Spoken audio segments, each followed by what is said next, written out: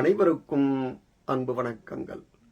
இன்றைய சிந்தனை துளிகளிலே நாம் பார்க்க இருப்பது, வாழ்க்கையை உருவாக்கக்கூடிய, மனிதனை மனிதனாக்கக்கூடிய, நல்ல ஒழுக்கத்தை வளர்க்கக்கூடிய கருத்துக்களை கிரகித்து அவற்றை நாம் நம் உடைமையாக்கிக் கொள்ள வேண்டும்.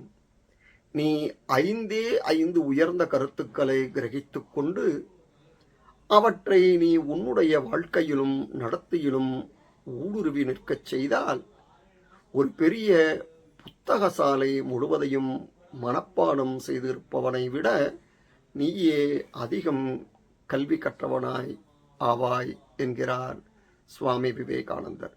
இந்த பதிவு உங்களுக்கு பயனுடையதாக இருப்பின் சப்ஸ்கிரைப் பண்ணவும், ஷேர் பண்ணவும். நன்றி, வணக்கம்.